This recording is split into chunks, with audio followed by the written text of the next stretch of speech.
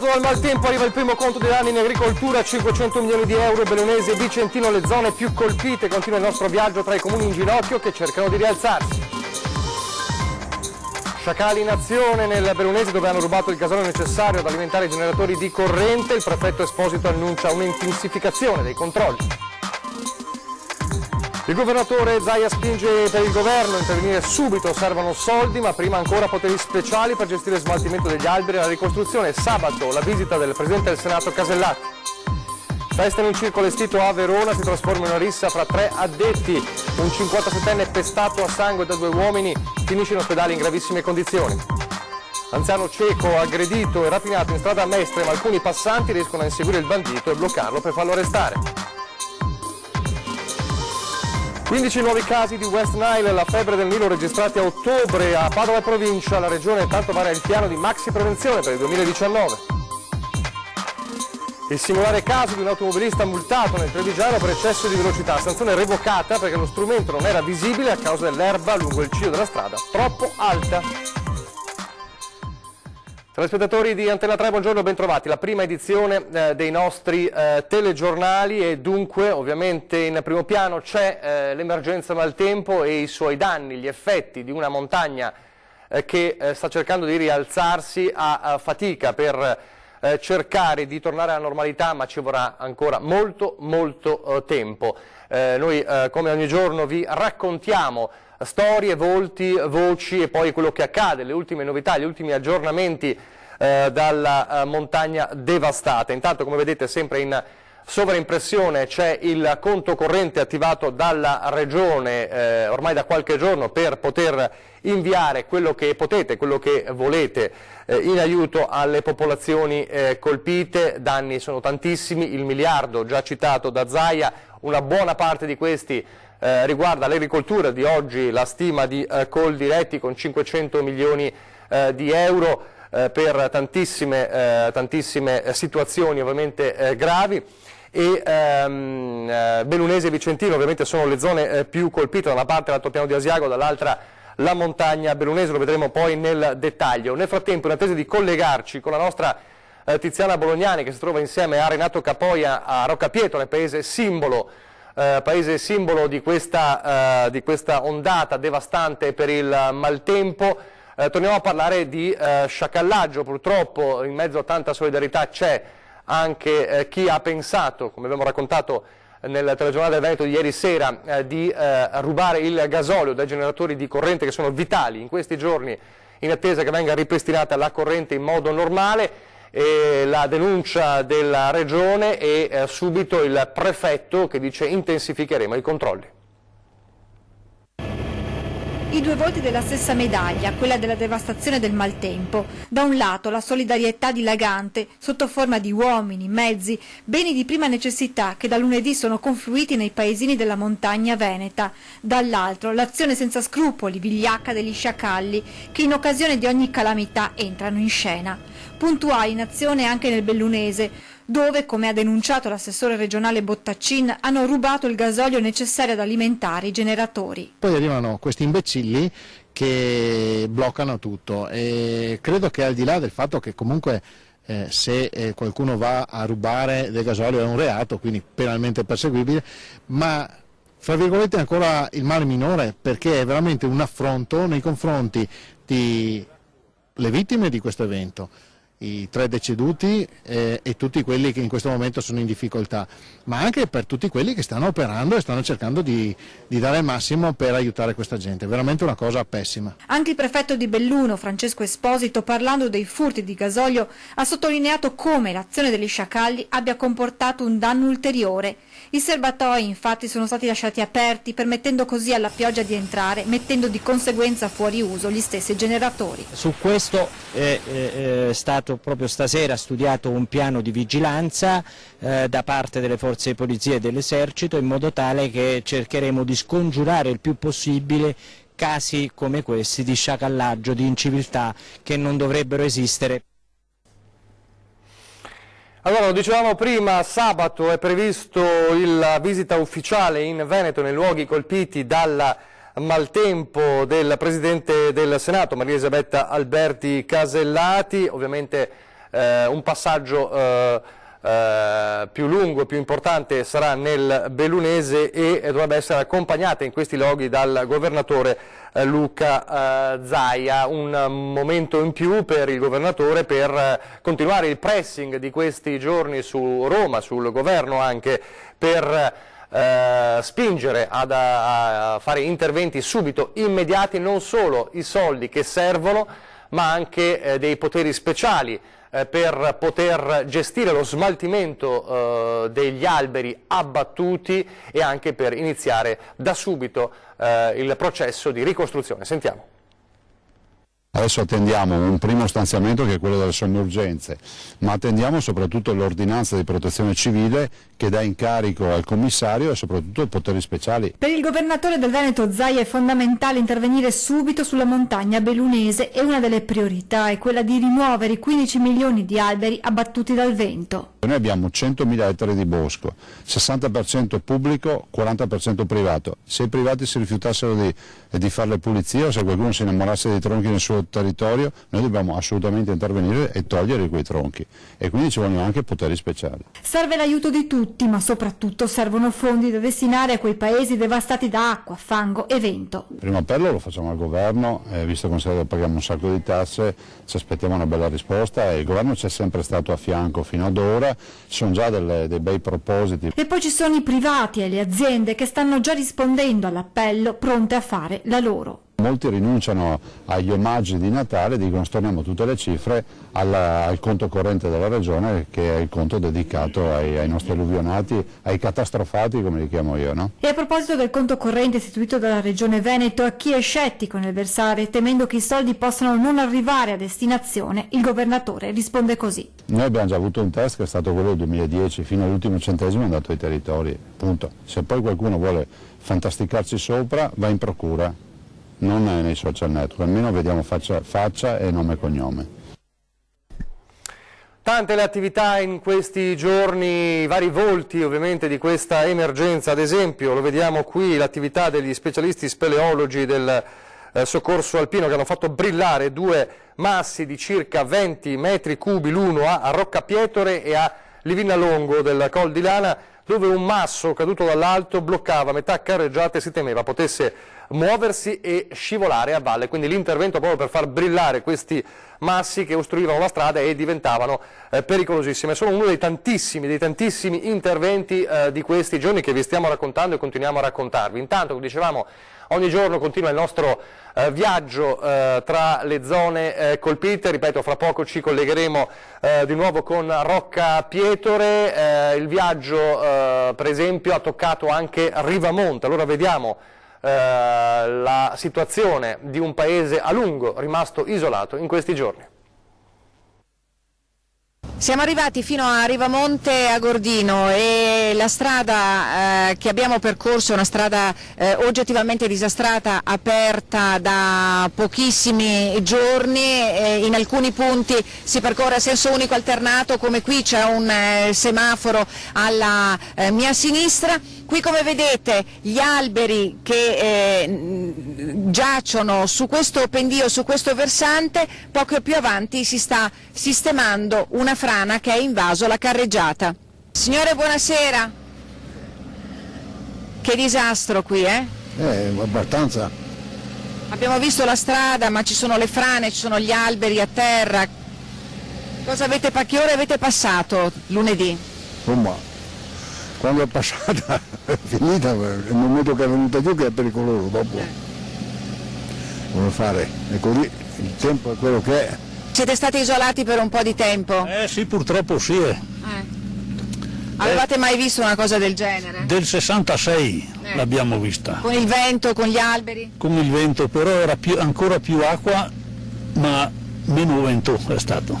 Meno vento, sì. Meno vento. Tanti danni anche qui a... No, non c'è male, roba da cosa. No, però siamo stati ancora fortunati. era da pensare che veniva una alluvione, perché quando si vede dalla Toscana che viene su, il scirocco dalla Toscana, e viene su il ciapa e si batte qua sulle Dolomiti.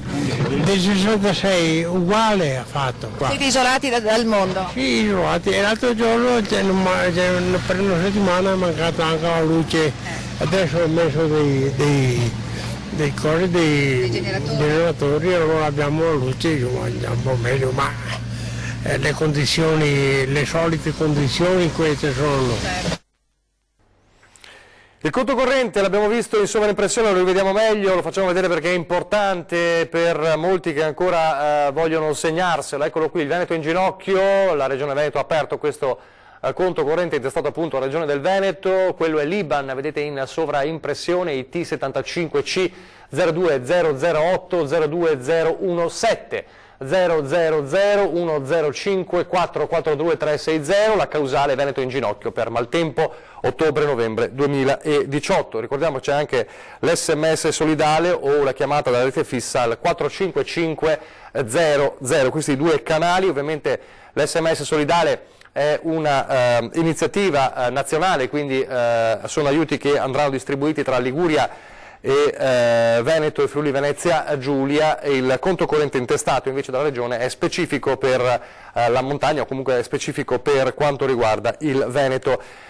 Non ci sono solo gli effetti sulla montagna, come sappiamo, del maltempo, ma ci sono anche gli effetti nelle zone della Marca, le zone che hanno visto rischiare l'esondazione del Piave la scorsa settimana e come sappiamo è stato chiuso il bypass di Ponte della Priula, una chiusura che mette in crisi la situazione della viabilità anche nel vicino paese di Vidor. Oggi mi accorgo veramente che l'aumento c'è, vedo le colonne continuamente, quindi vuol dire che c'è qualcosa in più del solito. Purtroppo con la chiusura del Ponte della Priula il territorio rimane abbastanza isolato. La chiusura del bypass Bailey a Susegana ha inevitabilmente avuto pesanti conseguenze sulla viabilità dei comuni limitrofi da Macerata a Vidor. Qui, come ha spiegato il sindaco, con la riapertura delle scuole e delle aziende dopo il ponte del 1° novembre, il traffico nel centro si è notevolmente intensificato. Anche Albino Cordiali si unisce così al coro dei colleghi chiedendo la riapertura in tempi celeri della viabilità alternativa a Ponte della Priula. I ponti sul Piave sono importantissimi, sono pochi sul nostro territorio, su zone altamente intensive, diciamo, come industrializzazione, industrie, attività, agricoltura. Quindi abbiamo un bisogno urgente di passaggi sul Piave, perché tra Vidor e Ponte della Priula ci sono circa 20 km di distanza. Crea un disagio a tutti quanti, oltre che costi e anche traffico sui paesi dove, diciamo, si potrebbe vivere un po' più tranquilli. Intanto il ponte di Vidor continua ad essere sorvegliato speciale dopo il sopralluogo del governatore Zaia e dei tecnici ANAS per l'installazione di sensori, ma il sindaco, insieme all'opera di conservazione del vecchio ponte, spinge su un altro tasto. Oltre che la manutenzione del ponte vecchio, ponte di Vidor, anche una viabilità nuova, un ponte nuovo che collega direttamente destra e sinistra Piave con le strade provinciali e quella regionale che è la Feltrina, perché ora tuttora per andare sulla Feltrina deve passare per il centro di Vidor. Adesso lasciamo per un attimo la pagina sulla emergenza maltempo, sugli effetti della montagna devastata e non solo. Fra poco, come detto, ci ricollegheremo a Roccapietro e Contiziana Bolognani. Andiamo a Verona, dove c'è stato questo gravissimo fatto di sangue, un 57enne in fin di vita pestato a sangue, ricoverato in gravissime condizioni all'ospedale Borgo Trento di Verona. Si tratta di una rissa, di un'aggressione, un pestaggio a sangue che è avvenuto la scorsa notte tra i tendoni di un circo allestiti in via San Giovanni Lupatoto a Borgo Roma, una lite per questione ancora da verificare tra 3 dipendenti di un'impresa di servizi esterni che lavora con il circo di nazionalità romena. I due hanno iniziato a malmenare con calci e pugni il loro connazionale di 57 anni. Quando è stato chiamata il personale di Verona Emergenza, l'uomo versava in gravi condizioni ed è stato subito trasferito d'urgenza in ospedale. Sul posto poi è intervenuta una pattuglia del nucleo radiomobile della Compagnia di Verona che è riuscita a bloccare gli aggressori ed arrestarli. Come dicevamo, ancora da capire, da conoscere le motivazioni di questa violentissima aggressione a Verona.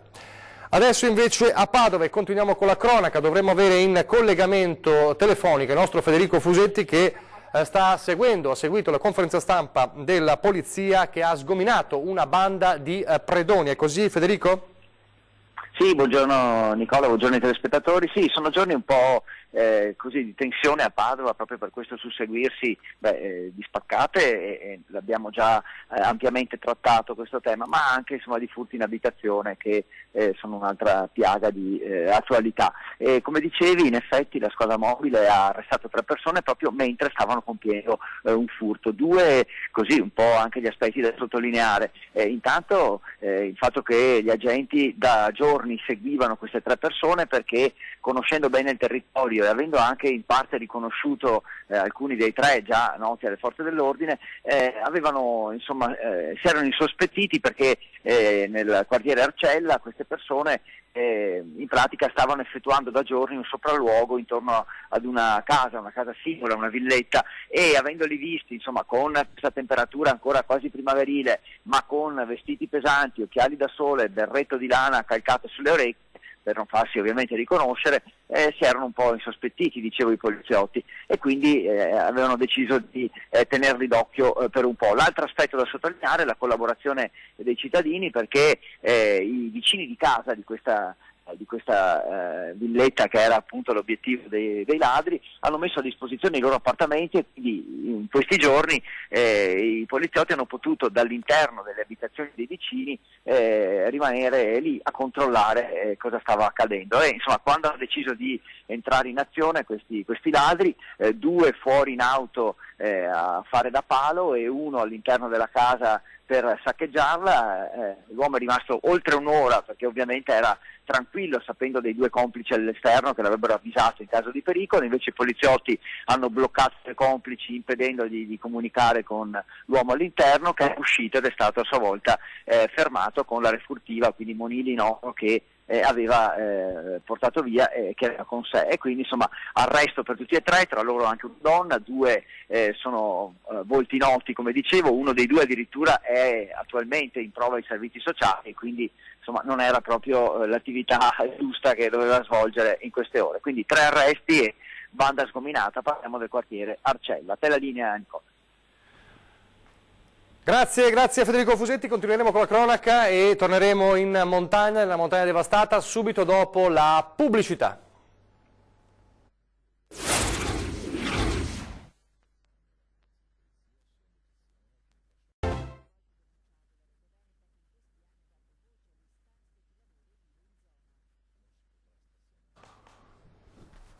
Rieccoci in studio, in diretta, continuiamo con la cronaca. Abbiamo parlato di una banda di predoni arrestata, parliamo adesso a Mestre dei passanti che si sono improvvisati inseguitori di un bandito che aveva aggredito un anziano, per di più cieco, non vedente, in strada. Ce lo racconta Tommaso Stoppa. Tommaso. Sì, buongiorno da Mestre, dove un tossicodipendente di 26 anni è stato bloccato dai passanti e poi arrestato dalla Guardia di Finanza per aver rapinato e fatto cadere un anziano non vedente. I fatti risalgono alle 14:30 di ieri pomeriggio, siamo in Corso del Popolo, l'anziano cieco stava camminando quando è stato improvvisamente aggredito e buttato a terra da questo giovane che indossava una felpa con il cappuccio, che gli ha strappato il borsello con violenza, causandogli appunto la caduta. Alla scena hanno assistito 2 signore, una di nazionalità romena e invece una nota professionista mestrina, che vedendo quanto stava accadendo si sono messe a gridare e poi hanno rincorso proprio di corsa il rapinatore, urlando a tutti gli altri passanti cosa stava accadendo, fino a quando un 50enne che montava una bicicletta si è messo a sua volta a inseguire questo ladro, anche perché insomma le 2 signore erano abbastanza a corto di fiato. Finalmente, dopo qualche minuto di trambusto all'altezza della caserma della Guardia di Finanza, alcuni finanzieri hanno visto quanto stava succedendo sono usciti e hanno bloccato questo rapinatore, naturalmente l'hanno immediatamente arrestato e hanno restituito il maltolto all'anziano cieco, che naturalmente si trovava in stato di shock e avrebbe riportato anche qualche lieve ferita. Per il momento è tutto, da me essere ulteriori aggiornamenti nelle prossime edizioni dei nostri telegiornali. Grazie, grazie a Tommaso Stopa. Allora siamo in grado di collegarci con la montagna, con Rocca Pietre, paese simbolo di questa devastazione di questi giorni drammatici, un paese isolato per giorni, la battaglia di un sindaco per farsi sentire solo attraverso i social, attraverso WhatsApp, con il suo grido drammatico, il fatto che ci siano ancora problemi di linea, l'abbiamo raccontato anche nelle nostre lunghe dirette della scorsa settimana, ci sono ancora problemi di linea in quelle zone, ma ce l'abbiamo fatta e allora ci colleghiamo subito con Tiziana Bolognani per il punto di situazione da Rocca Pietre. Vai Tiziana! Sì, buongiorno, siamo tornati a Rocca Pietre, ma oggi ci siamo spostati nella frazione delle Palue, siamo nel punto esatto in cui il torrente Pettorina è esondato e ha creato la devastazione qui in questa frazione del comune di Rocca Pietre. Sono con il vice sindaco di Rocca Pietre, Alessandro Darmana, che è anche un volontario del soccorso alpino, quindi lavoro davvero doppio in queste giornate. Vice sindaco, qual è la situazione? Vediamo che ci sono macchine in movimento, è un vero e grande cantiere all'aperto. Sì, vero, diciamo che è leggermente migliorata rispetto a alcuni giorni fa, ci sono tanti mezzi, tante macchine che stanno lavorando e stiamo facendo un buon lavoro comunque. Senta, mi pare che una delle notizie del giorno sia il ripristino dell'acquedotto e anche il ripristino dell'acqua e l'appalto dei lavori per la realizzazione dell'acquedotto? Allora, per quanto riguarda il ripristino, diciamo che è stato fatto qualcosa,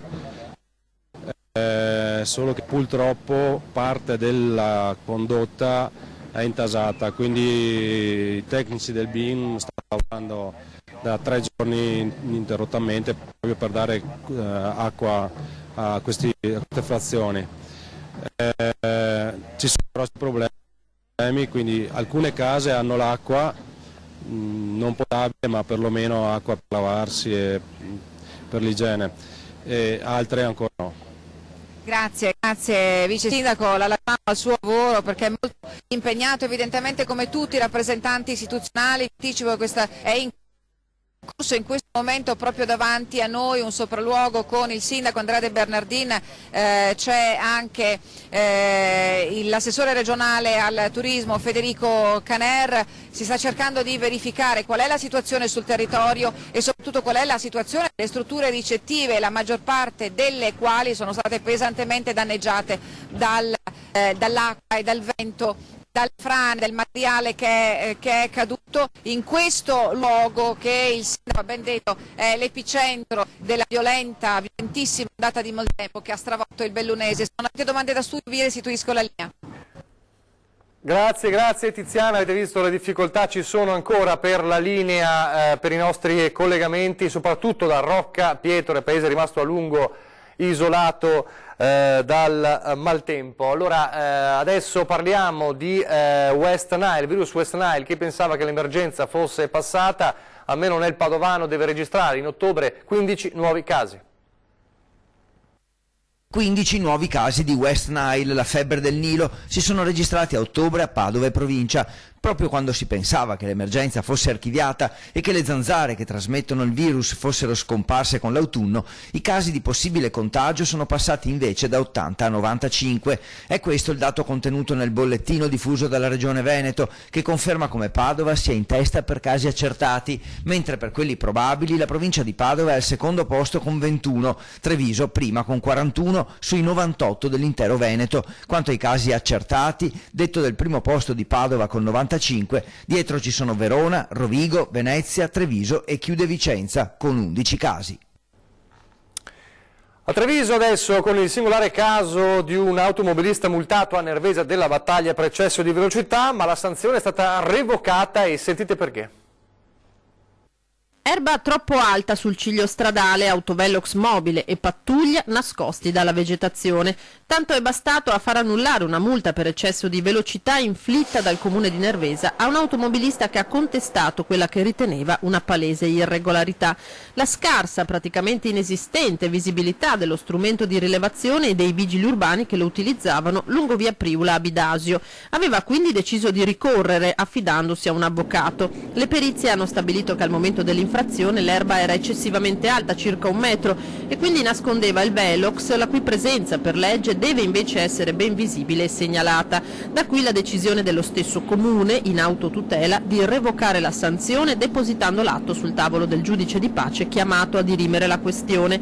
Ma dal municipio fanno sapere che si continuerà comunque a utilizzare anche in futuro l'autovelox mobile, casomai facendo più attenzione alla postazione in cui installarlo. In chiusura, ma in tema di viabilità, una notizia che riguarda la mattinata di passione, l'ennesima, e lo vediamo online dal Corriere del Veneto, per gli automobilisti in A4 tra Vicenza e Padova, 15 km di coda e caos in autostrada solo per un cantiere, una coda che appunto attorno alle 9 di questa mattina tra Vicenza Est e Padova Ovest ha raggiunto i 15 km, tutto per un cantiere per pavimentazione all'altezza di Vicenza Est. A subire forti rallentamenti anche la A31 Valdastico tra la Vicenza Nord e l'innesto con l'autostrada A4 in direzione Rovigo, e parte del traffico si è riversato anche fuori dall'autostrada.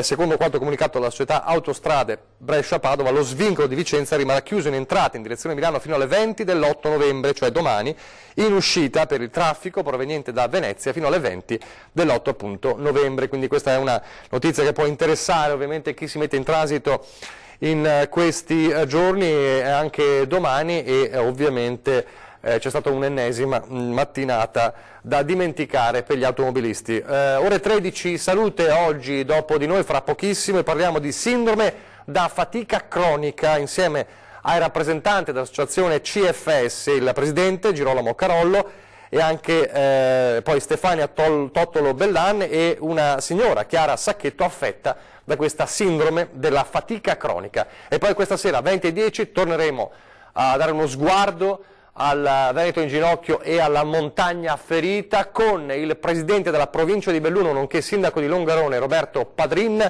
e con Rudy Roffarè, segretario generale aggiunto della CISL Belluno Treviso, che parla da sindacalista ma anche da bellunese, che ha vissuto sulla sua pelle questi giorni drammatici. E adesso vi lascio al meteo, arrivederci.